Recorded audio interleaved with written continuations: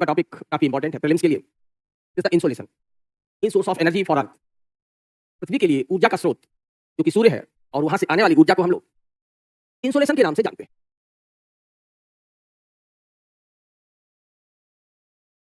हिंदी में इसे हम लोग सूर्य तप यानी सूर्य से आने वाला हीट है। अगर इस सब पर हम लोग बात करें तो ये है क्या? ये एक शॉर्ट फॉर्म है इसका, इनकमिंग सोलारेशन। अगर इनको हम ऐड कर दे तो ये क्या बन जाता है? इंसोलेशन। Good morning everyone. तो हम लोग आज एक इंपॉर्टेंट टॉपिक पर बात कर रहे हैं, सूर्य तप। It is acronym of incoming solar radiation. सूर्य से आते हुए विकिरण का ये एक संक्षिप्त रूप है। इसे हम लोग टेक्निकली इंसोलेशन कहते थे। ये किसी भाषा का नहीं है, ये शब्द विज्ञान का है। तो हिंदी में भी अगर आप इसे हिंदी में इसे ट्रांसलेट किया गया है, ये किया गया है सूर्य तप। इनकेस अगर आप भूल जाते हैं और मीडियम आपका हिंदी है, इसे ऐसे भी लिख सकते हैं, क्योंकि ये एक टेक्निकल टर्म है और टेक्निकल टर्म को एज इट इज भी लिखा जा सकता है, क्योंकि ये किसी भाषा का नहीं बनाया गया है। ओके, तो सूर्य से जो एनर्जी आती है energy radiating from sun spread in all possible directions. सूर्य एक धड़कता हुआ गोले जैसा है। आप इससे चारों ओर एनर्जी फैलती है इन ऑल पॉसिबल डायरेक्शंस।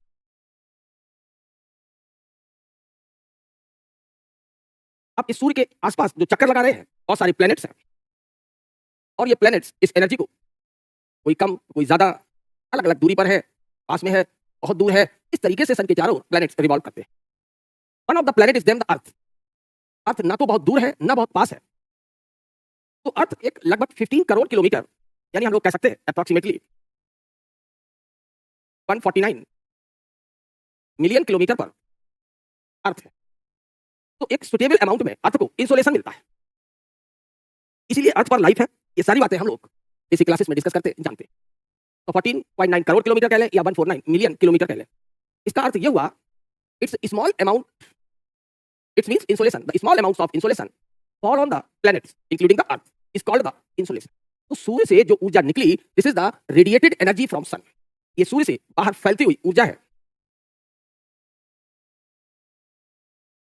ये this is called solar energy. ये सौर ऊर्जा है। सौर ऊर्जा का एक छोटा सा हिस्सा जो अर्थ को मिला, इसी को हम इंसोलेशन कहेंगे, सभी को नहीं। Small fraction of the solar energy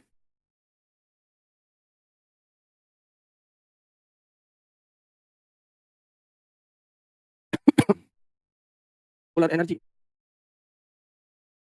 which falls on अर्थ, जो पृथ्वी पर गिरे, इसी small fraction of solar energy का नाम हम लोगों ने रख दिया इंसोलेशन।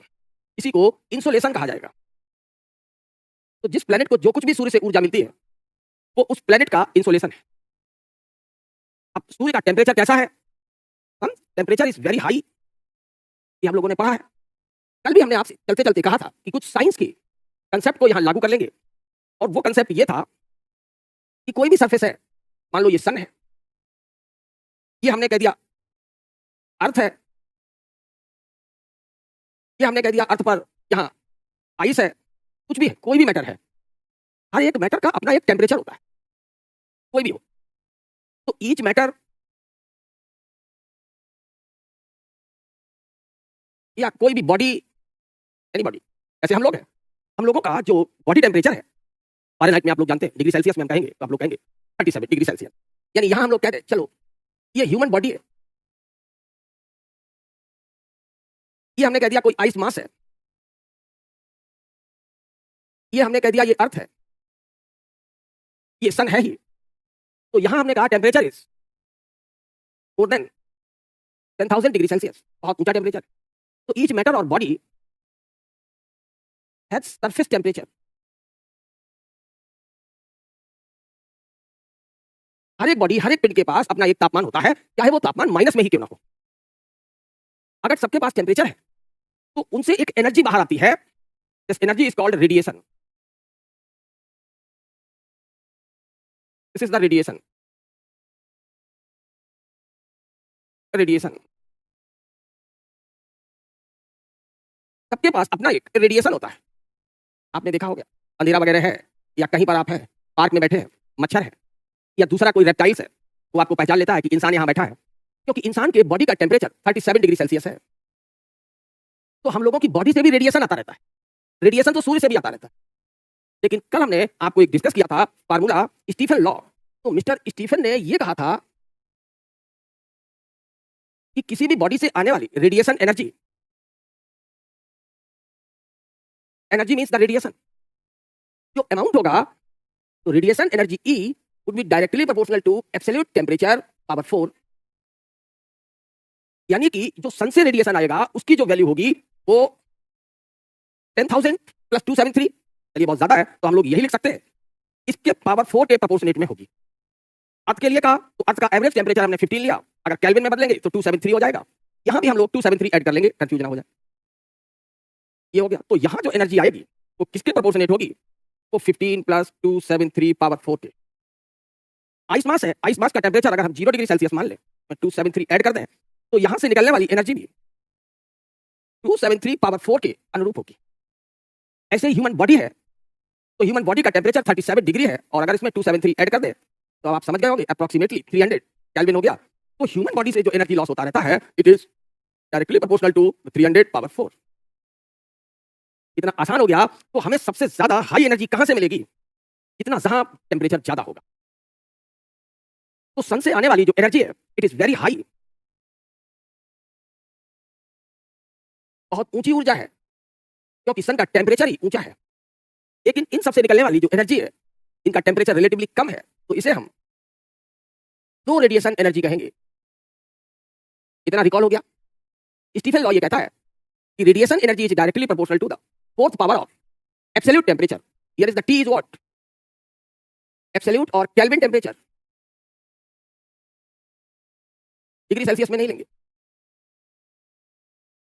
हाँ, 273 ये, अब साइंस तो इतना आपने शशिकांत पढ़ा होगा, डिग्री सेल्सियस, फारेनहाइट, केल्विन, ये थर्मामीटर्स होते हैं। याद आ गया? इसीलिए अब यहाँ पर आपको बेसिक साइंस की क्लास नहीं रिपीट करेंगे, उतने ही बताएंगे जितना ज्योग्राफी से कंसर्न है। तो हम लोग दो तरीके के थर्मामीटर पढ़ते हैं, सेल्सियस और फारेनहाइट। इसके अलावा भी एक केल्विन का भी थर्मामीटर है। केल्विन का थर्मामीटर की रीडिंग आसानी से मिल जाती है, जिसमें अगर हम डिग्री सेल्सियस में 273 ऐड करते हैं तो 0 डिग्री सेल्सियस किसका? सेल्सियस का, वो केल्विन के किसके बराबर है? 273 केल्विन के बराबर। अब याद आ गया? हाँ। हम लोग क्या कहते हैं, अक्सर बताते हैं कि जब कोई भी सब्जेक्ट पढ़ते हैं तो दूसरे सब्जेक्ट से उसकी रिश्तेदारी हम बिल्कुल भूल जाते हैं। और रिश्तेदारी और दोस्ती अगर दुनिया में आपको ना याद रही तो आप किसी काम के नहीं रह जाते। थोड़ा बहुत याद रखना चाहिए। इसीलिए हर सब्जेक्ट के बीच भी दोस्ती और रिश्तेदारी एक दूसरे की मदद करते हैं। तो यहाँ तो यहाँ पर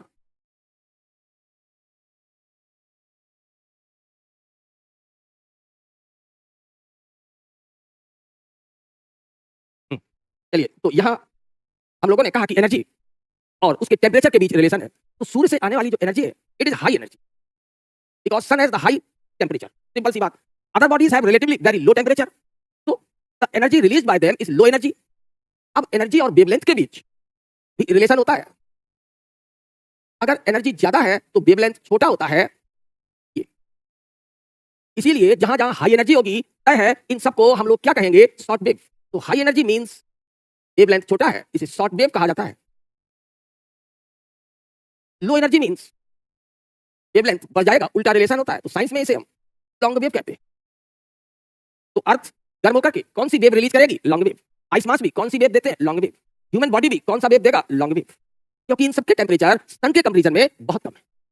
अब ये थोड़ा सा साइंस यहां लगा लिया, लेकिन कॉन्फिडेंस ये आ गया हम लोगों को कि व्हाट इज द इंसोलेशन। तो insolation, the energy coming from the sun is what? Short wave radiation. ये पॉइंट याद रखना है। Insolation is short wave radiation. जो भी सूर्य से एनर्जी अर्थ तक आती है वो एनर्जी इंसोलेशन कही जाती है, और साइंस में इस इंसोलेशन को हम लोग लघु तरंग विकिरण कहते हैं। हिंदी मीडियम है वो लोग पढ़ेंगे इसे लघु तरंग विकिरण। क्योंकि इसकी एनर्जी हाई है तो वेवलेंथ छोटा होता है, लेकिन अर्थ से जब वापस जाता है यही रेडिएशन, तो अर्थ का टेम्परेचर एवरेज हमने 15 लिया है और वहां 10,000 डिग्री सेल्सियस से ज्यादा है। तो insolation coming from the sun is short wave. The terrestrial radiation means the energy going back to the space from earth is what? Long wave radiation.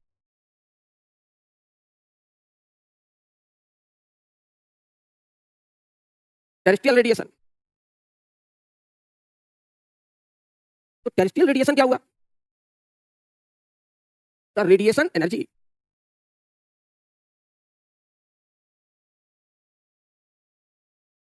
Going back to space from अर्थ।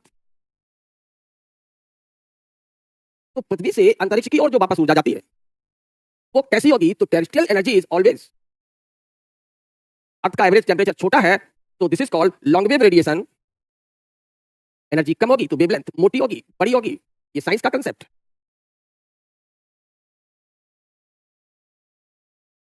ये long wave radiation. तो अब हम लोगों ने ये दो शब्द अच्छे से सीख लिए। अब बात आती है, अगर इसके आगे चले तो हम लोग अभी इसी को डिस्कस कर रहे थे, इंसोलेशन को।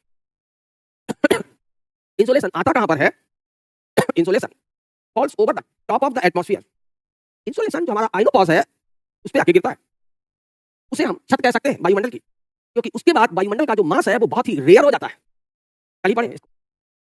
तो insolation falls over the top of atmosphere, but about 35%, कितना, मान लो 100 आया तो 100 में से 100 किलो कैलोरी एनर्जी आई तो 35 ऑफ इट्स एनर्जी, मतलब इंसोलेशन शॉर्ट वेव की, get immediately reflected to space. तो 35% तो तुरंत अंतरिक्ष को वापस चली जाती है, परावर्तित कर दी जाती है। और रिफ्लेक्शन हम उसी को कहते हैं कि जो ऊर्जा आई वही ऊर्जा वापस जाए। आने का एंगल बराबर जाने का एंगल, साइंस में पढ़े होंगे। लाइट की आने की स्पीड बराबर जाने की स्पीड, लाइट के आने का वेवलेंथ बराबर जाने का wavelength. This is the Snell's law जो हम लोग 6th-7th क्लास में पढ़ते हैं। तो ये रिफ्लेक्शन हो गया है, रिफ्रैक्शन नहीं है, ये एफएल है, एफआर नहीं है, REFL। परावर्तन हो गया। किसने किया? तो वायुमंडल में बैठे थे बादल, इनसे टकराया, शॉर्ट वेव वापस चला गया। उसके बाद गैसियस मॉलिक्यूल और डस्ट पार्टिकल है, उन्होंने स्कैटरिंग कर दी, पृथ्वी की सतह पर गिरा तो आइस कैप ने रिफ्लेक्ट कर दिया। मिरर की तरह, आइस कैप मिरर यानी दर्पण की भांति व्यवहार करते हैं। तो ये सब मिलकर के 35% को तुरंत वापस भेज देते हैं। भाई साहब आप ज्यादा है, आपकी जरूरत नहीं है, हम 65% से काम चला लेंगे। जो भी ऊर्जा आई उसके 65 से ही काम चला लिया जाएगा। तो 65% is absorbed by the atmosphere. Atmosphere कहता है हम 14 से काम चला लेंगे, अर्थ सरफेस कहता है हमें 51 दे दो, तो 51 और 14 अगर हम ऐड कर दें तो इट बिकम्स 6। ये हिसाब किताब किसका है? शॉर्ट वेव का है, क्योंकि इंसोलेशन को शॉर्ट वेव कहा जाता है। ये है। तो ये बात हम लोगों ने इंसोलेशन की। अब अगर हम इससे आगे बढ़ते हैं तो अब इंसोलेशन जब आता है तो यहां आया ये insolation, this is the top of atmosphere, we call it as ionopause. अभी कल ही पढ़ा है। इसके नीचे अगर हम लोग आ जाते हैं, ये अर्थ सरफेस है। अर्थ सरफेस से ऊपर अगर हम लोग गए थोड़ा सा, ट्रोपोस्फियर, स्ट्रेटोस्फियर, मीजोस्फियर, आइनोस्फियर, ये लाइनें सबको पता है।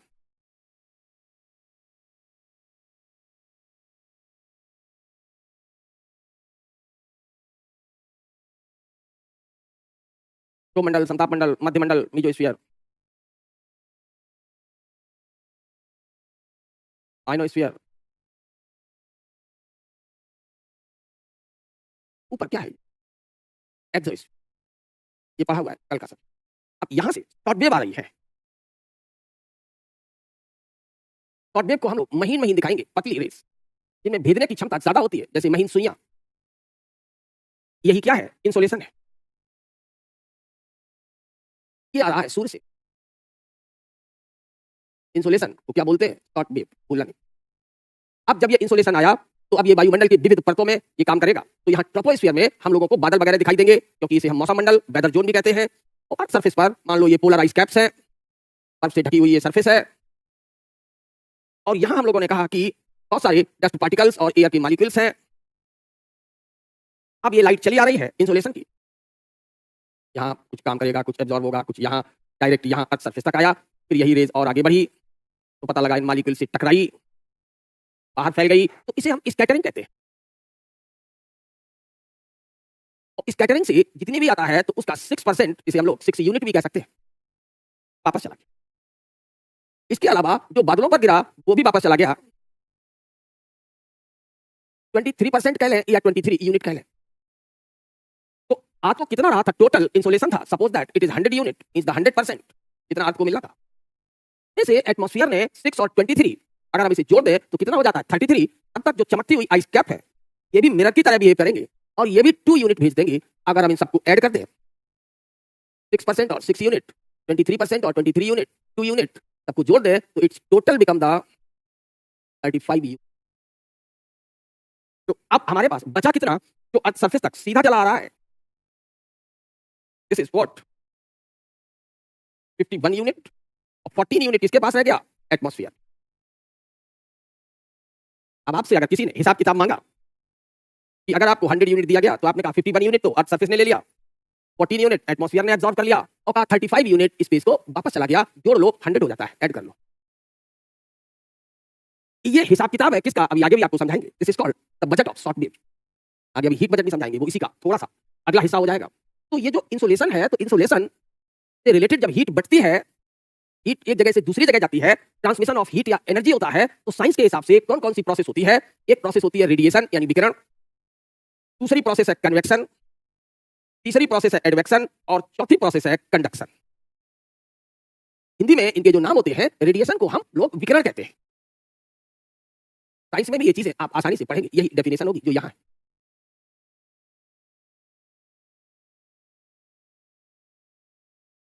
अधिवहन, इसकी हिंदी जल्दी नहीं मिलती, आपको बता दिया, और इसे हम संचालन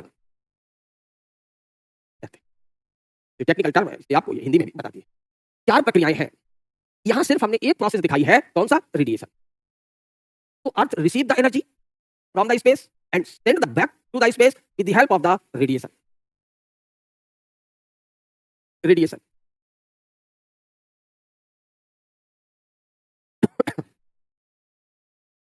तो रेडिएशन क्या है? The free flow of energy. ये ऊर्जा का मुक्त प्रवाह होता है in the form of wave. It doesn't require the support of medium. इसके लिए हमें कोई माध्यम की जरूरत नहीं पड़ती। It is free flow of energy without the support of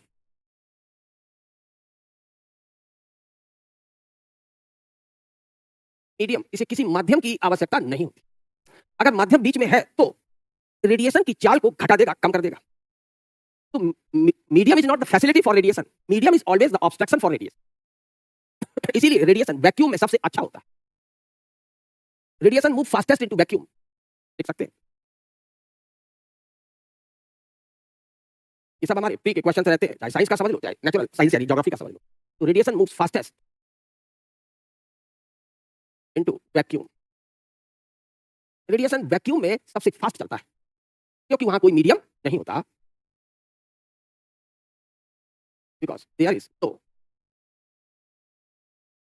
medium oblique obstruction. ये हो गया। अब रेडिएशन कितने तरह के हो सकते हैं? तो radiation are of 2 types, high energy radiation and low energy radiation. Radiations are divided into 2 types, high energy radiation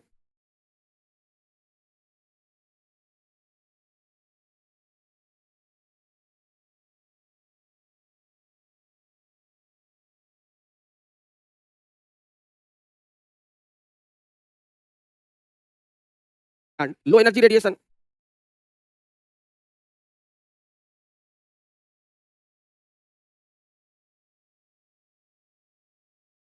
जितना हाई एनर्जी वाला होगा उतना चमकता ज्यादा होगा, बहुत ज्यादा चमकेगा, वॉयलेट से बाहर निकल जाएगा। तो हाई एनर्जी रेडिएशन को हम लोग किस किस नाम से जानते हैं? अंतरिक्ष से बहुत सारी रेज आती है, cosmic rays, ultraviolet rays, visible raise, इसमें हम लोग देखते हैं ये भी हाई एनर्जी रेडिएशन है। These are the high energy radiation। Low energy radiation में आप लोगों ने सुन रखा है, अर्थ के सरफेस से टकरा के गया, अर्थ सरफेस गर्म हो गई, गर्म हुई तो टेरेस्ट्रियल रेडिएशन। क्योंकि ये दिखाई नहीं देता इसलिए साइंस वाले इसको इंफ्रारेड रेडिएशन भी कहते हैं, क्योंकि इसकी जो एनर्जी है वो लाल रंग के प्रकाश से भी कम होती है। अवरक्त प्रकाश या इंफ्रारेड रेडिएशन कह देते हैं। अभी हम लोगों ने पढ़ा था कि जो हाई एनर्जी है इसे हम लोग शॉर्ट वेव कहते हैं, और जो लो एनर्जी रेडिएशन होता है इसे हम लोग लॉन्ग वेव कहते हैं। अब अगर आपके प्री में क्वेश्चन आ जाए कि कौन सा एग्जांपल लॉन्ग वेव का है या कौन शॉर्ट वेव के अंतर्गत आता है, तो ये सभी शॉर्ट वेव्स हैं और ये लॉन्ग वेव्स। इतना आसान हो गया। अब इन सबसे हमारे प्री का जो लेवल होगा वो ज्यादा कॉन्फिडेंस के साथ हम लोग क्रॉस करते चले जाएंगे कि कहीं हमें रखने की जरूरत ना पड़े। ये तो रेडिएशन की बात की, रेडिएशन चलता चला आएगा अर्थ सरफेस पर, तो इसके पहले अभी हम लोगों ने देखा ये है। तो ये सारा कौन सा रेडिएशन है? शॉर्ट वेव है। यहां अभी हमने लॉन्ग वेव नहीं दिखाया क्योंकि शॉर्ट वेव भी आया और शॉर्ट वेव भी 35 यूनिट के रूप में गया, लेकिन जो 65 बच गया, 14 और 51, ये जब वापस जाएगा, आया तो 100 था ना, गया वापस तो सिर्फ 35 है। रुक गया 65, ये अब लॉन्ग वेव के रूप में वापस जाएगा। तो अगर हम लोग रेडिएशन को समझ गए हैं तो दूसरा देखें कन्वेक्शन, ये क्या होता है? संवहन। ये भी बचपन से हम लोग पढ़ते हैं, फिर भी रिकॉल कर ले।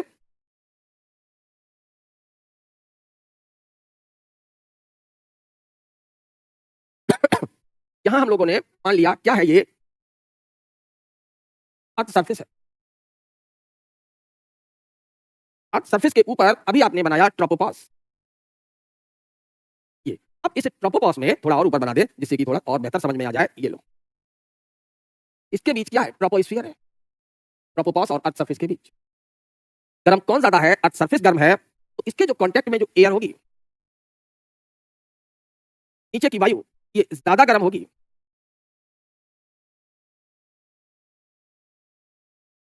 This is called warm air. और वार्म एयर के ऊपर अगर जाएंगे तो ये कौन सी एयर होगी? Is the cold air.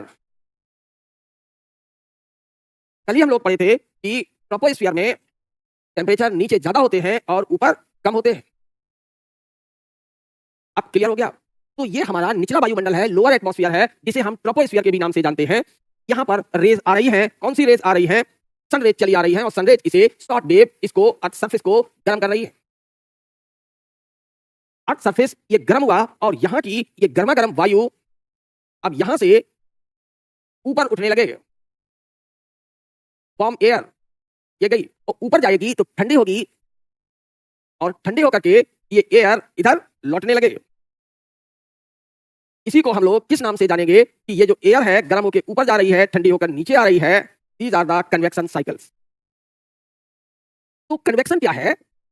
बहुत आसान हो गया। What is the convection? संवहन क्या है? The vertical movement of air due to thermal differences.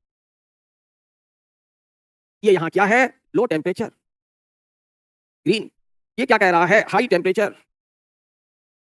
कौन मूव कर रहा है? एयर, एनर्जी नहीं। एयर ही गर्म होकर ऊपर गई है, तो एयर के साथ साथ एनर्जी भी चली गई। This is the vertical movement of air due to the thermal difference. और फिर यहां जब ये ठंडी हो गई तो भारी होकर नीचे आ गई, ऊपर जाए या नीचे जाए, इसको हम वर्टिकल मोशन कहते हैं। अब इतना समझ में आ गया? क्या बताया हमने? कन्वेक्शन। अब अगर हम लोग इससे अगली स्लाइड पर चले जाएं, एडवेक्शन की बात कर ले, ये भी बहुत आसान रहेगा। ये अर्थ सरफेस हो गया। अर्थ सरफेस पे हमने कह दिया ये यहां थार डेजर्ट है, भारत का थार डेजर्ट, थार मरुस्थल, राजस्थान का एरिया।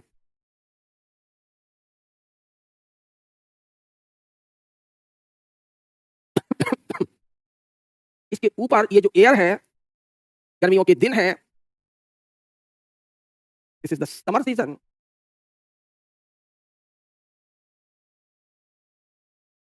नीचे की अगर एयर गर्म है तो ऊपर की एयर ठंडी होगी।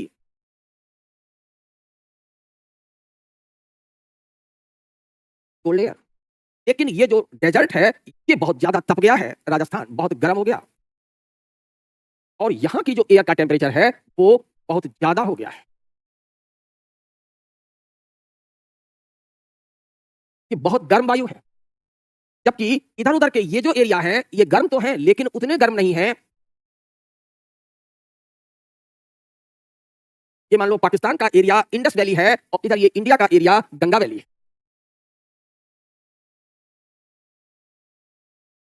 ये इंडस वैली है, सिंधु नदी का क्षेत्र।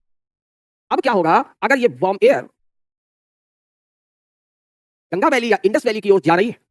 This process is called the advection. इसी को हम अधिवहन कहते हैं।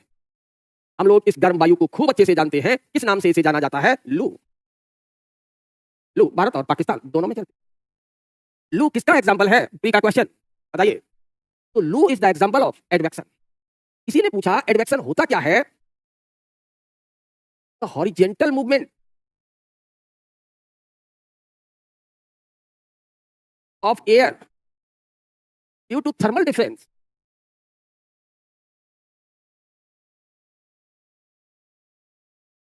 यहां टेम्परेचर है ऊंचे लेकिन इतने ऊंचे नहीं है, यहां बहुत गर्म है। इस वेरी हाई टेम्परेचर। कहां पर? थार डेजर्ट पर। तो लू is warm regional wind. It is the example of, pre में क्वेश्चन बन गया कि लू एक क्षेत्रीय गर्म पवन है, ये किसका एग्जांपल है? रेडिएशन का, कन्वेक्शन का, एडवेक्शन का, कंडक्शन का। क्या टिक करोगे? सही है। गरम गरम हवा आ गई जमीन पर ही चलते हुए, जमीन पे अगर हम चल रहे हैं, पैरेलल है, तो क्या है? एडवेक्शन। अगर गर्म एयर ऊपर उठ रही है, if the warm air is moving upward, तो then it is called convection. ये साइंस के शब्द हो गए। तो प्री का क्वेश्चन आप लोगों को याद रहेगा, द लोकल या warm regional wind in the India known as loo, it prevails in the summer season, जो कि ग्रीष्म काल में चलती है। इट ट्रांसमिट द हीट, ये ऊष्मा का स्थानांतरण करती है, ट्रांसमिशन करती है। The process of heat transmission is called, और ऊष्मा के संचरण प्रक्रिया को क्या कहा जाता है? तो सिंपल आंसर क्या हो गया? एडवेक्शन। ये हमारे क्वेश्चंस है। तो कन्वेक्शन क्या हुआ? साइक्लोन आना है, गर्म वायु नीचे से ऊपर गई, बादल बनना है, कन्वेक्शन है। ये सभी कन्वेक्शन के एग्जांपल हैं, और जबकि लू चल रही है तो ये एडवेक्शन का एग्जांपल है। ये देखो, यहां से एयर ऊपर गई, दिस इज द कन्वेक्शन। स्पष्ट हो गया? तो हम लोगों ने क्या समझ लिया? कितनी चीजें? Radiation, convection, advection. अब एक ही चीज और बची है जिसे समझना था, वो है कंडक्शन, संचालन। और ये चीजें अगर हम लोग जितना अच्छा समझ लेंगे, हमें इंसुलेशन और हीट बजट सब समझ में आ जाए, क्योंकि इन शब्दों का प्रयोग हम लोग बार बार करेंगे। तो हम लोग थोड़ा आगे चले, आप समझ ले कंडक्शन। और अक्सर लोग इन्हीं शब्दों में फंस जाते हैं। अब कंडक्शन क्या है? This is the earth surface.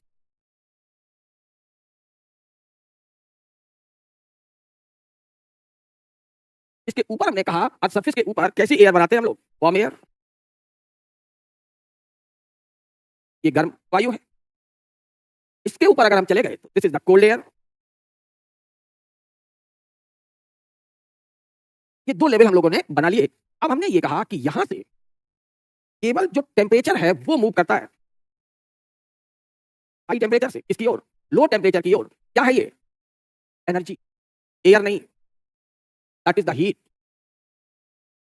तो आप कहेंगे ये तो एनर्जी रेडिएशन में भी चली थी, लेकिन रेडिएशन के लिए किसी की जरूरत नहीं थी, इसके लिए मीडियम जरूरी है, एनर्जी और हीट। ट्रांसमिटिंग, ट्रांसमिटिंग मतलब जा रही है from high level to low level of energy. Low level मतलब ठंडा। तो देखा होगा कि आप किचन में गए और गर्म तवा छू लिया, तो गर्म तवे को छूते ही स्किन के मॉलिक्यूल्स ने मीडियम का कार्य किया और आपकी उंगली जल गई। ये बढ़िया एग्जांपल है किसका? कंडक्शन का। तो transmitting from high level to low level energy due to direct contact of matter. तो तवा को छूने से अगर जल जाए तो कंडक्शन है। तवा गर्म हो, दूर से ताप लेते रहे सर्दियों में, क्या होगा? ऊपर हाथ करके ले रहे हैं तो कन्वेक्शन से, साइड में ले रहे हैं तो एडवेक्शन से। कभी नहीं भूलेंगे। हाँ, इक्वेटोरियल रीजन में बहुत जगह कन्वेक्शन होता है, केवल इक्वेटोरियल में ही थोड़ी होता है। इक्वेटोरियल में कन्वेक्शन बहुत ज्यादा होता है, तो उसका प्रधान क्षेत्र। तो समझ गए होंगे। तो वायुमंडल की परतों में, क्योंकि परतें एयर की कैसी है? एक दूसरे के कांटेक्ट में है, one layer is lying above the another one, तो they transmit the energy level from high to low. ये है। तो वार्म एयर से लो, ऊपर आइनोस्फीयर, आइनोस्फीयर अपनी कुछ एनर्जी कंडक्ट करके दे देगा किसको? मीजोस्फीयर।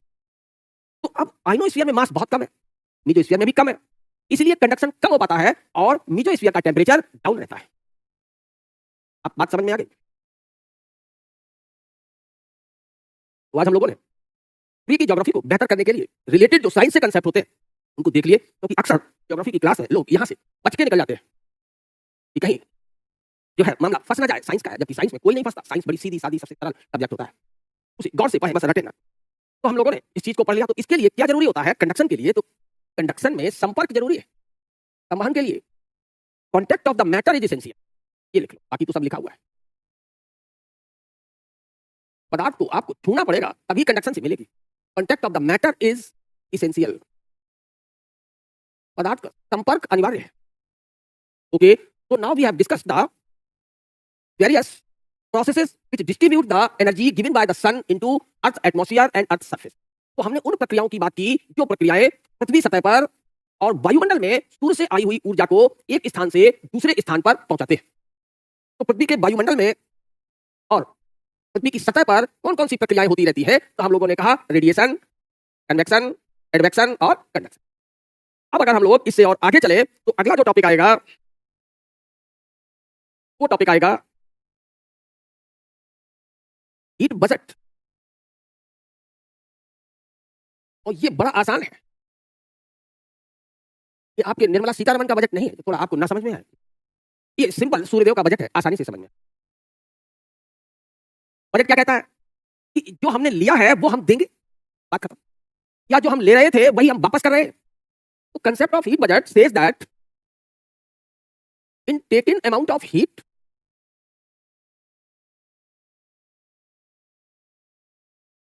ऊष्मा की ली गई मात्रा बराबर डिस्चार्ज अमाउंट ऑफ हीट ऊष्मा की दी गई मात्रा।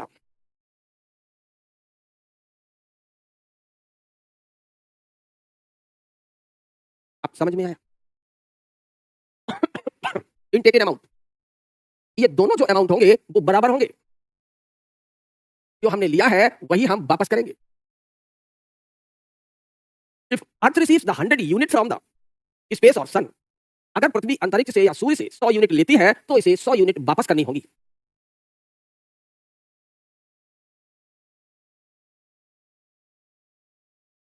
If the earth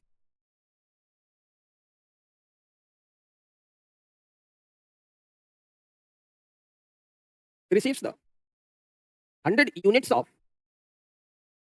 heat from sun, कहां लेगी? At the top of the atmosphere, top of the atmosphere. यदि पृथ्वी अपनी वायुमंडल की ऊपरी सतह पर 100 यूनिट लेती है heat, then same amount of heat goes back to space from top of the atmosphere, इसको दिया था उसी से लेगा, from the top of the atmosphere. तो एटमॉस्फेयर की ऊपरी सतह से उतनी ही हीट वापस जाती रहती है। सोच लो, अगर अर्थ कहीं अपने पास थोड़ा बहुत रखने लगती तो गर्म होकर अर्थ फूल जाती, अर्थ का रेडियस बड़ा हो जाता, और जब रेडियस बड़ा हो जाता तो जी का मान कम हो जाता, और जी का मान कम होता सरफेस टेम्परेचर और बढ़ता, और वायुमंडल गर्म होकर छोड़ देता धरती को। क्या हो जाता? Escape of atmosphere. इसलिए धरती ने कहा वायुमंडल बनाए रखना है, जीवन भी बनाए रखना है, तो ईमानदारी करो, जितनी हीट ली उतनी हीट वापस करते रहिए, अदरवाइज दिक्कत आ जाएगी। टेम्परेचर अलग बात होती है। टेम्परेचर क्या है? जैसे आप सभी लोग पढ़ाई कर रहे हैं, किसी ने पूछा क्या चल रहा है, तैयारी चल रही है।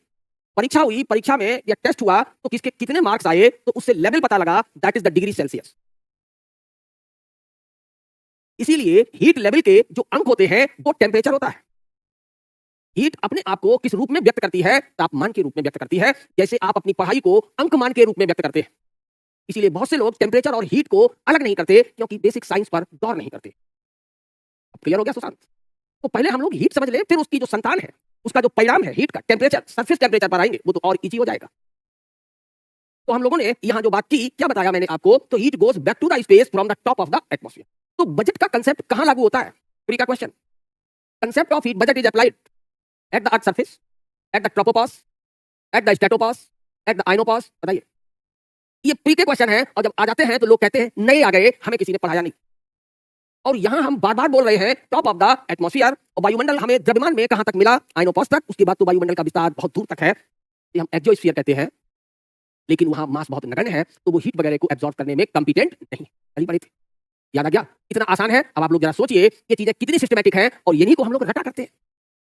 ये मतलब मैं बच्चों पर लोड बढ़ाते रहते हैं लोग, ये बड़ा इंपॉर्टेंट पॉइंट है, लिख लो। एवरीथिंग जो हम लोग समझ ले वो सरल है, जो नहीं समझ पाए वो टफ है। चलते, तो heat goes back to the space from the top of the atmosphere. Atmosphere की ऊपरी सीमा से जितनी हीट आती है सीमा पर, उतनी हीट स्पेस को जाती रहती है। इसी कंसेप्ट को हम लोग क्या कहते हैं? Heat budget. लिख लो, this concept is called heat budget.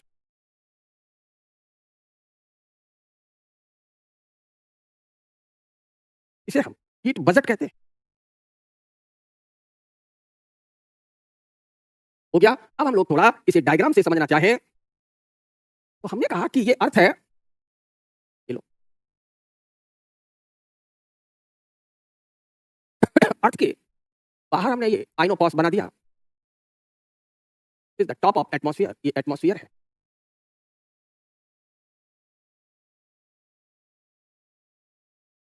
यहां दूर हमने रखते हुए सूर्यदेव बना लिए, ये सन है, काफी दूर है इसलिए छोटा दिखता है, छोटा है नहीं। अब सन से जो रेज आ रही है यहां पर, तो रेज को समझने के लिए हम लोग पहले सरफेस समझ ले। ये इक्वेटर को टच करने वाली लाइन होगी। अगर हम यहां सरफेस बनाएंगे तो ये मिला, यहां सरफेस बनाएंगे तो ये मिला, यहां सरफेस बनाएंगे तो ये मिला, ये मिले, समझ में आ रहा है सब? अब यहां से हम लोग रेज चला देते हैं। ये जो रेज यहां पड़ रही है, सरफेस और रेज के बीच का एंगल कैसा है? 0 डिग्री। यहां एंगल मोर देन 90, यहां एंगल सीधे 90 है। तो यहां वर्टिकल रेज है, ये स्लांट रेज है, तिरछी, समझ गए होंगे? तो यहां कौन है? बड़े से ये सूर्यदेव है, जहां से ये एनर्जी चली आ रही है। तो ये लाइन क्या है? This is called the top of the atmosphere. ये हम कहेंगे टॉप ऑफ एटमॉस्फेयर। इस पर जितनी एनर्जी आ रही है, मान लो यहां कितनी एनर्जी आ रही है, suppose that it is 100 unit, तो it is going back the 100 unit. ये हमने सिखाया। क्लियर हो गया? अब बात आती है सन का क्या है टेम्परेचर? सन सरफेस जो है वो बहुत गर्म है, वेरी हॉट। और जब वेरी हॉट है तो वेरी हाई एनर्जी और एनर्जी शॉर्ट वेव अराइज। कौन सी वेव चलती है सूर्य से? Short waves. इसीलिए ये पतली पतली दिखा दी है। स्पष्ट हो गया ये? अब बात आती है कि हम लोग थोड़ा आगे बढ़े, तो जो शॉर्ट वेव आती है, यानी कि यही इंसोलेशन है, इनकमिंग सोलर रेडिएशन। इन्हीं को हम लोगों ने शॉर्ट वेव कहा, short wave radiation. Suppose that total of the solar radiation means the short wave radiation is 100 unit. Short wave कितनी है? 100 यूनिट। 100 यूनिट में से सीधे जाकर के गिरते हुए इस वायुमंडल को आयनोपॉज से अर्थ सरफेस तक कितनी यूनिट गई? 34 यूनिट्स, 34 यूनिट। उसके बाद जो कुछ गिरी यहां से आ रही थी, लेकिन 23 यूनिट्स बादलों ने वापस धकेल दी, इनको परावर्तित कर दिया, इनको शॉर्ट वेव को। यही समझाए थे, यही हम लोगों का डायग्राम एनसीईआरटी में बना होता है। कितना आ रहा है? ये total, this is the total is 100। उसमें से फिर ये रेत चली, ये गई और इसकी स्कैटरिंग हो गई वायु के मॉलिक्यूल और डस्ट पार्टिकल ने, तो 6 यूनिट स्कैटरिंग से स्पेस को वापस चली गई। लेकिन स्कैटरिंग से रोशनी फैलती है, तो 17 यूनिट एनर्जी पृथ्वी पर रोशनी फैलाने में खर्च हो गई। इसके बाद यहां आइस पड़ी हुई थी, तो जितनी रेज यहां से आई आइस मास पर, तो आइस मास ने इनको वापस कर दिया। It is approximately 2 unit. इसने वापस किया बाय द आइस कैप्स। और जो वापस हो रहा है, जो आया वही वापस अगर चला जाए, तो इसे हम क्या कहते हैं? रिफ्लेक्शन। रिफ्लेक्शन के लिए एक शब्द होता है ज्योग्राफी में, एल्बिडो। हिंदी में कहीं आप कंफ्यूज ना हो जाए तो गोरापन मतलब धवलता, रिफ्लेक्शन। ये तो सिंपल व्यवहार में हो गया। कौन कितना गोरा लगता है? वो ज्यादा गोरा लगेगा जिसकी स्किन जितनी स्मूथ होगी, यानी उस पर लाइट ज्यादा रिफ्लेक्ट करेगी। और जो लाइट या एनर्जी को एब्जॉर्ब करने लगेगा, इट मींस अब उसका कलर डार्क होने लगता है। और एब्जॉर्ब करने वाला मेलानिन हम लोग जानते हैं पिगमेंट है इसके। तो क्लाउड्स ने कितना वापस किया है? 23 यूनिट्स। सुशांत देखो, पृथ्वी की सतह पर हाईएस्ट एल्बिडो किसका है? ये अर्थ सरफेस है, हाइट का तो अंतर करो भाई। अर्थ सरफेस पर हाईएस्ट एल्बिडो आइस कैप का है। ये आइस कैप है ना यहाँ। लेकिन आइस कैप टोटल कितना भेज पाती है? 2 यूनिट। कहां से आ रहा है ये? अर्थ सरफेस से। याद हो गया? समझ गए होंगे। डार्क सॉइल का एल्बिडो लोएस्ट होगा और व्हाइट बालू वगैरह का एल्बिडो ज्यादा होगा, और बर्फ जितनी गोरी होगी, सफेद होगी, उसका एल्बिडो उतना ज्यादा होगा। अब सबको याद रहेगा। अच्छा बताइए, एक गहरा पानी है और एक छिछला पानी है, एक शैलो वाटर है, एक डीप वाटर है, इसका एल्बिडो ज्यादा होगा। तो कौन सा पानी हमें दूर से ज्यादा चमकता हुआ दिखाई देता है? छिछला पानी, because of it's more albedo. गहरे पानी इतने नहीं चमकना क्या है? मिरर की तरह। तो बचपन में आप लोगों ने देखा होगा कि रिस्ट वॉच से भी आप अपने दोस्तों की आंखों पर एल्बिडो गिरा देते हैं, चमक उत्पन्न कर देते हैं। में ये शैतानियां की होंगी, वही शैतानी का नाम है एल्बिडो, धवलता। तो जैसी लाइट आती है, तो साइंस में क्या कहा जाएगा? Albedo is reflection. एल्बिडो क्या है? रिफ्लेक्शन है। तो सबसे ज्यादा एटमॉस्फेयर में एल्बिडो किसका है? 23 यूनिट्स बाय क्लाउड्स। और क्लाउड्स कहां होते हैं? In the atmosphere. और आइस कैप कहां होते हैं? Earth surface. अर्थ सरफेस पर हाईएस्ट एल्बिडो आइस कैप का है। वायुमंडल में हाईएस्ट एल्बिडो क्लाउड का है। स्कैटरिंग से कितना एल्बिडो मिलता है? 6। ये सभी आपके प्री के क्वेश्चन है। अब आप कहेंगे तो जरा बजट देखें शॉर्ट वेव का, तो कितनी शॉर्ट वेव चली? 100 यूनिट चली। 100 यूनिट के 2 हिस्से हो गए, शॉर्ट वेव भी है ये। हो गया एल्बिडो, दैट इज 35 यूनिट। दूसरा क्या हो गया, एब्जॉर्ब बाय, ये एल्बिडो नहीं है, एब्जॉर्ब कर लिया गया एटमॉस्फेयर। कितना एटमॉस्फेयर एब्जॉर्ब करता है, कुल 14।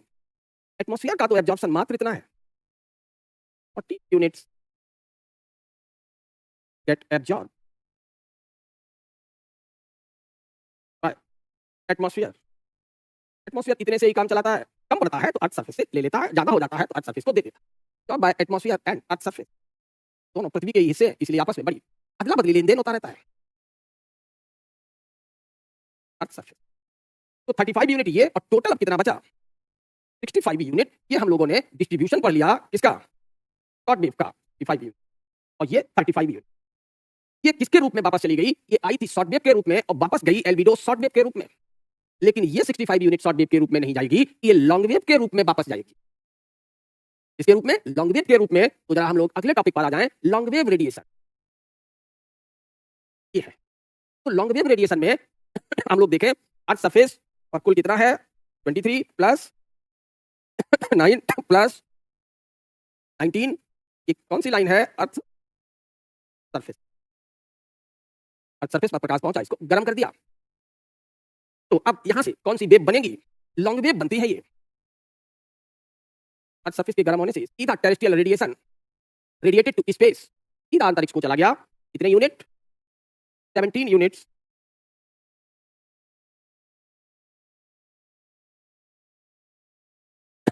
चला था कितना अर्थ से, 23 यूनिट वापस जा रहा था, लेकिन 6 यूनिट स्पेस में नहीं गया, 6 यूनिट किसने रोक लिया अपने पास, एटमॉस्फेयर में। अभी हमने आपसे कहा था एटमॉस्फेयर और अर्थ सरफेस के बीच लेन देन होता रहता है। पृथ्वी सतह गर्म हुई, आंधी तूफान आ गए, बादल वर्षा हो गए, इसको हम कन्वेक्शन कहते हैं। तो इस कन्वेक्शन प्रक्रिया से 23 यूनिट अर्थ सरफेस से कहां पहुंच गए, एटमॉस्फेयर। कौन कौन से हैं, ये मौसमी विक्षोभ है, बादल वर्षा साइक्लोन, तो टर्बुलेंस एंड कन्वेक्शन है ये। के बाद जब वाटर वेपर उठी, तो वाटर वेपर बहुत बड़ी मात्रा में जाती है और क्लाउड बनाती है, प्रक्रिया को हम कंडेंसेशन कहते हैं। तो बादलों के निर्माण में, संघनन में कितनी एनर्जी खर्च हो गई, अर्थ से 19 यूनिट। तो अर्थ सरफेस पर कितनी वापस जा रही है, जो आई थी अब वो वापस जा रही है, जरा ऐड कर लें, तो 19 और 9 कितना हो गया, 28। 28 और 3 कितना हो गया, 31 और 20 51। अर्थ सरफेस ने लिया कितना था शॉर्ट वेव से, 51। लॉन्ग वेव के रूप में कितना वापस किया, 51, राइट। और ये सारी एनर्जी किसको दे दी इसने, एटमॉस्फेयर को। केवल 17 यूनिट डायरेक्ट स्पेस को दी, यानी कि 51 में से 17 यूनिट स्पेस को जाते हैं और 34 यूनिट एटमॉस्फेयर को अर्थ सरफेस देता है। फिर एटमॉस्फेयर क्या करता है, अपनी 34 जो अर्थ सरफेस से ली और 14 अपनी, दोनों को जोड़ करके एटमॉस्फेयर कितना बेचता है स्पेस में, 48 यूनिट। अब बात आती है इस हिसाब किताब का मतलब क्या है, इसे हम क्यों पढ़ रहे हैं, क्यों ये हम डेटा याद रखें। तो ये जो लॉन्ग वेव रेडिएशन है, इसे हम किस नाम से जानते हैं, this is called terrestrial radiation. अब हमें अपने प्री के क्वेश्चन करने हैं, तो एक और हम लिख लें, इनकमिंग ऑफ हीट, इससे हमारे क्वेश्चन हो जाएंगे। आती हुई ऊष्मा बराबर आउटगोइंग हीट, वापस जाती हुई।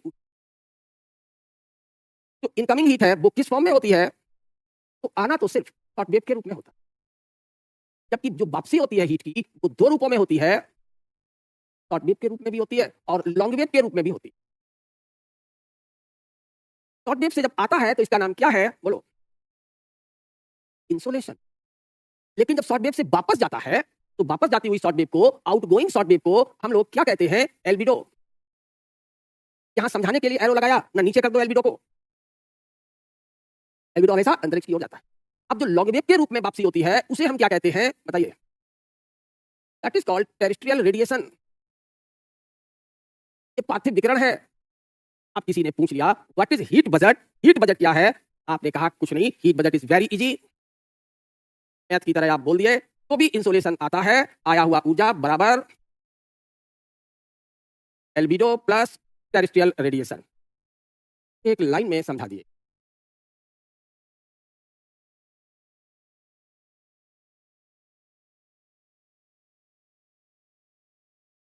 ये है हीट बजट का सही कंसेप्ट।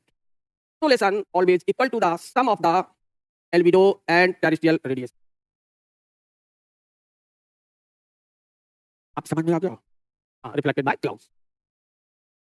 तो जितना आया, आया क्या है? Incoming equal to outgoing. Outgoing दो रूपों में होती है। तो अंकों में आपने क्या कहा? Insolation is how much?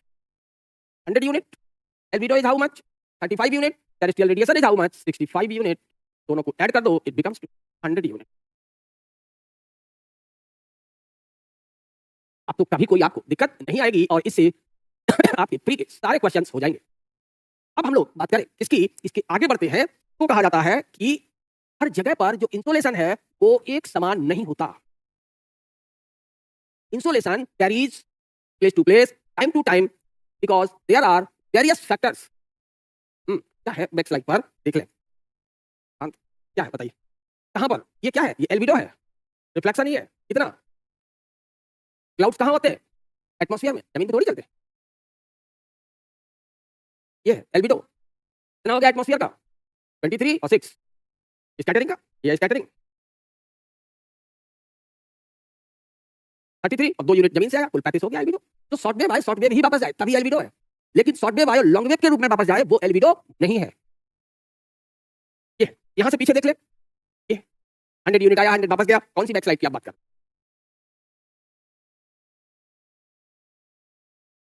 क्या 31 हो रहा है? 27 और 33 होता है, ये भी पढ़ा है। 33 प्लस 6 27 प्लस 6 कितना होता है? 33। देख लो इसको, ये 6 हो गया और ये 23 हो गया। तो इस तरीके से इनको हम लोग जोड़ते चले जाते हैं तो पूरा टोटल जो जाएगा वो कितने यूनिट हो जाएगा ऐसे। तो इट इज कॉल्ड 35। दो वहां से आ गया। हम लोगों ने इन सबको देख लिया और यहां देख ले कोई और कंसेप्ट हो जो छूट रहा हो। चलिए अब हम लोग factors influencing the amount of insolation की बात करते हैं। देख लिया? तो तब हो सकता है आप लोग 27 और 6 से कंफ्यूज होंगे। अब याद आया,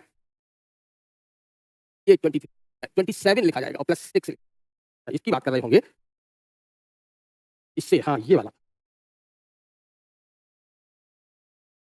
ठीक है। चलते हैं। तो अब हम लोग अगले स्लाइड पर आ गए। तो अगले स्लाइड में तो फैक्टर्स इन्फ्लुएंसिंग द इंसोलेशन। तो इंसोलेशन को प्रभावित करने वाले फैक्टर्स कौन कौन से हैं? तो इंसोलेशन हर जगह समान नहीं है। Insolation is not uniform with time and place. समय और स्थान बदलने से इंसोलेशन बदल जाते हैं। Because it is influenced by the various factors. इसे कई कारक प्रभावित करते हैं। कौन कौन से कारक इसको प्रभावित कर रहे हैं? तो दीज फैक्टर्स आर, अगर हम सूर्य के ज्यादा पास होंगे तो हमें इंसोलेशन ज्यादा मिलेगा और दूर होंगे तो कम मिलेगा। तो डिस्टेंस बिटवीन अर्थ एंड सन। दूसरा, रोटेशन ऑफ अर्थ। जब पृथ्वी अपने एक्सिस पर घूमती है तो दिन और रात होते हैं। हमें इंसोलेशन तो दिन में मिलता है, रात में नहीं। सन की रेज जब सीधी होती है तो इंसोलेशन ज्यादा होता है और तिरछी होती जाती है तो इंसोलेशन कम होता जाता है। एंगल ऑफ इंक्लिनेशन तो सीजन चेंज के साथ और सूर्योदय से सूर्यास्त तक होता है। गर्मियों में दिन ज्यादा बड़े होते हैं इसलिए हमें इंसोलेशन ज्यादा मिलता है, लेंथ ऑफ द डे। और सर्दियों में दिन छोटे होते हैं इसलिए हमें कम मिलता है। Transparency of the atmosphere. वायुमंडल में पारदर्शिता होगी। मान लो बादल वगैरह कम है तो धूप ज्यादा नीचे आती है। धूप मतलब इंसोलेशन। और जब ये बादल ज्यादा होंगे तो 27 यूनिट्स क्लाउड्स क्या करेंगे? उसको बैक कर देंगे और उसको बैक करने से हमें कम मिलेगा। इसीलिए ट्रांसपेरेंसी ऑफ एटमॉस्फेयर, वायुमंडल का आर पार देखना ही क्या होगा? पारदर्शिता कहा जाता है। इसके बाद है कॉन्फ़िगरेशन ऑफ द लैंड। जो स्थल है, जो भूमि है, उसके विन्यास हमें देखने होंगे। जरा समझना इन सब चीजों को। तो जो फर्स्ट पॉइंट है the distance between earth and sun. पृथ्वी और सूर्य के बीच की दूरी। तो हम लोग पहले इसी स्लाइड पर आते हैं।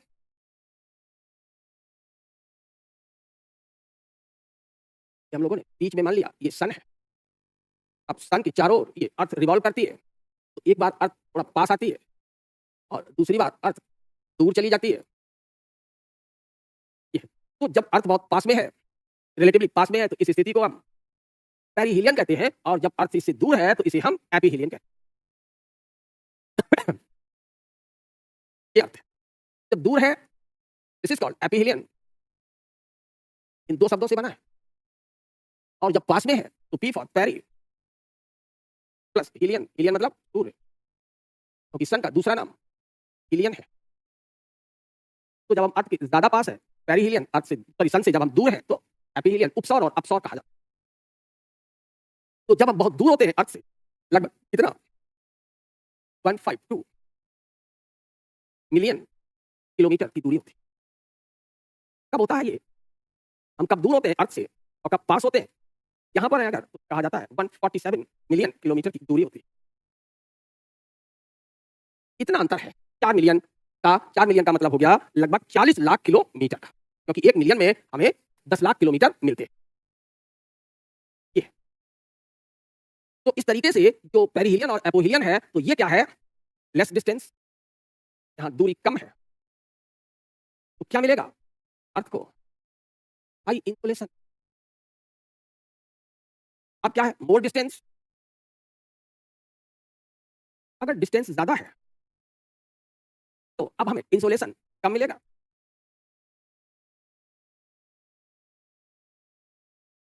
ये काम कब होता है? एक सर्दियों में है, एक गर्मियों में है। तो हमारे यहाँ सर्दियां 3 जनवरी की हैं।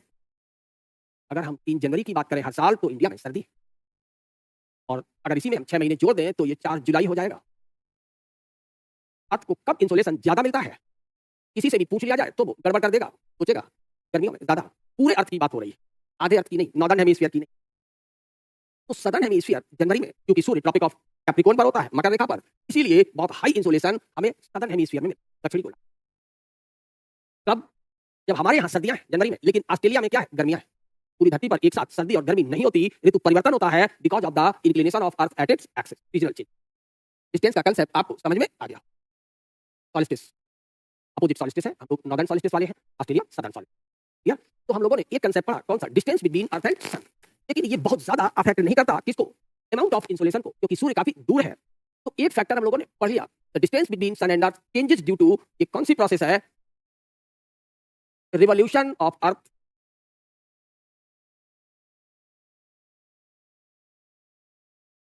इसमें चारों ओर की दूरी बराबर नहीं है। अर्थ अराउंड द सन, इसमें इन एन एलिप्टिकल ऑर्बिट, क्योंकि पृथ्वी सूर्य के चारों ओर एक दीर्घवृत्ताकार कक्षा में परिक्रमा करती है, ये सूर्य और पृथ्वी के बीच की दूरियां बदलती रहती। अब आप लोग इस लाइन से इसे याद कर लेंगे, समझ में आ जाएगा। एकदम बढ़िया गोला नहीं है, एक बार पास है एक बार दूर है। Not the perfect sphere, perfect तो हम लोग कहते हैं बढ़िया से बढ़िया वाला गोला नहीं। Now come to the second one. तो ये फैक्टर हम लोगों ने जब डिस्कस किया, तो हम लोग अब इस पर जाएं, तो rotation of earth on its axis, पृथ्वी का अपनी धुरी पर घूमना। Now we can move for the second.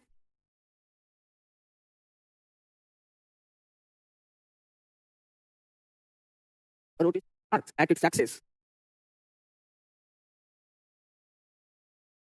तो पृथ्वी अपने एक्सिस पर रोटेट करती है, आधी पृथ्वी पर ही सनरेज पड़ती है। ये हमने कह दिया, अर्थ अपने एक्सिस पर ऐसे झुकी हुई है। अर्थ एक्सिस, यहाँ साउथ पोल है, ये नॉर्थ पोल है। यहाँ हम लोगों ने ये बना लिया Arctic circle, Antarctic circle, equator, tropic of Cancer, tropic of Capricorn. Earth अपने एक्सिस पर जब रोटेट करती है, तो आधी अर्थ में इतनी लाइट पड़ेगी वहां तक। तो मान लो सन यहाँ है, सन की रेज यहाँ पहुंच गई नॉर्थ पोल पर, तो सन की रेज अब साउथ पोल पर नहीं जाएंगी, मैक्सिमम आर्कटिक सर्किल तक ही जाएगी। तो ये जो इतना हिस्सा है, इन सब में दिन रहेगा, और इसके जो पीछे है पार्ट, उसे हम लोग रात दिखा सकते हैं।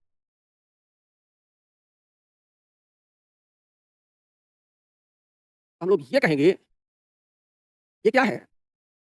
दिस इज द नाइट, ये रात हो गई। और इधर क्या है? ये उजला सा डे। तो यहाँ इंसोलेशन पड़ रहा है और यहाँ इंसोलेशन नहीं पड़ रहा है। तो day and night occurs due to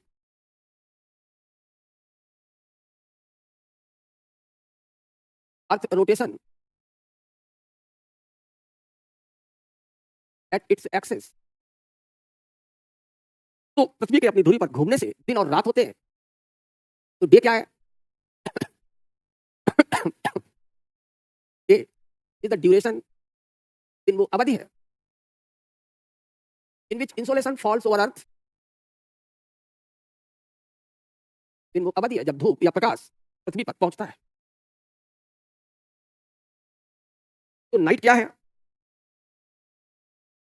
तो नाइट इज द ड्यूरेशन, ये भी अवधि है इन विच insolation doesn't reach,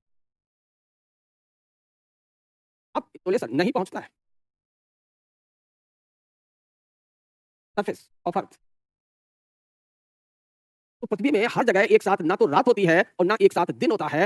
half of the earth has the high insolation and remaining half has the low insolation. बहुत इजी हो गया। दूसरा अगर हम लोग देखें तो एंगल की बात आती है, एंगल ऑफ द सनरेज, सूर्य की किरणों का कोण।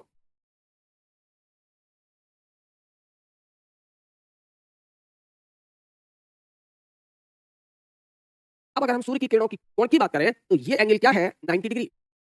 तो जैसे जैसे यहां से एंगल बढ़ता है की ओर, 90 की ओर इंसोलेशन बढ़ता जाता है। लेकिन जैसे ही ये 90 से इधर आएगा, दोबारा जीरो की ओर, यहाँ जीरो से चले थे 90 की ओर बढ़ा, और 90 से जब जीरो की ओर आए तो इंसोलेशन घटता है।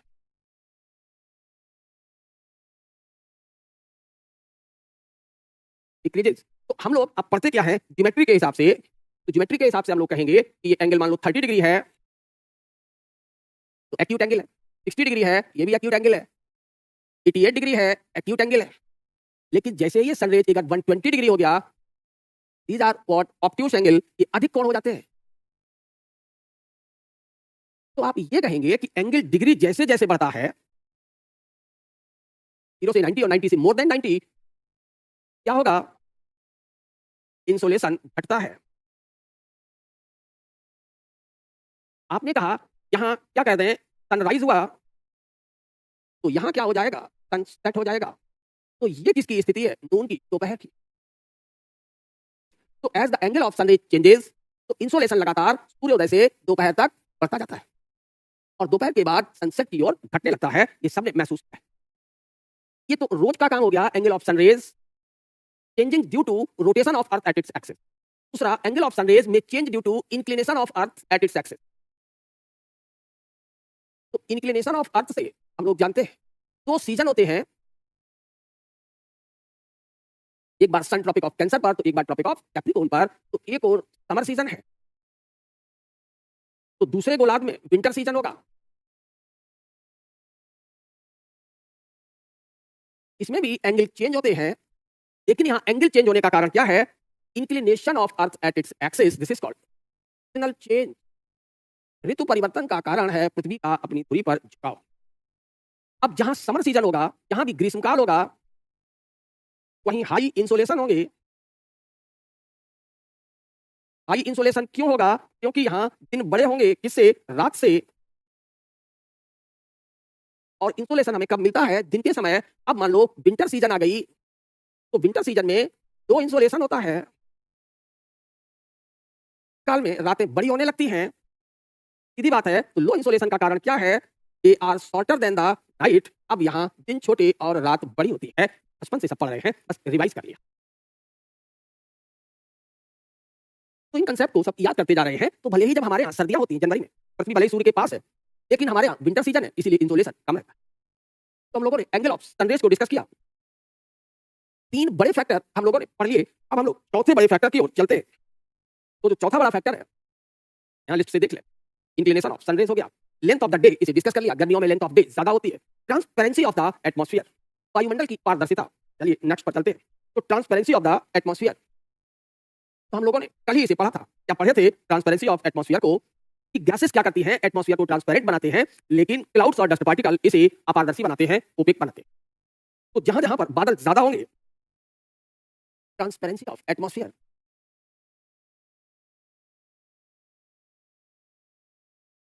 वायुमंडल की पारदर्शिता। तो clouds and dust particle make the air less transparent और ओपेक।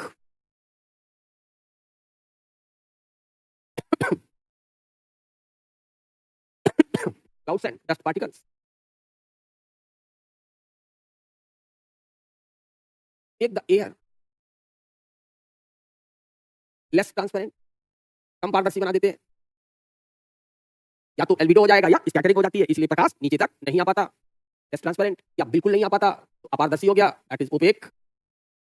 लेकिन क्लाउड और इनकी मात्रा समय समय पर बदलती रहती है।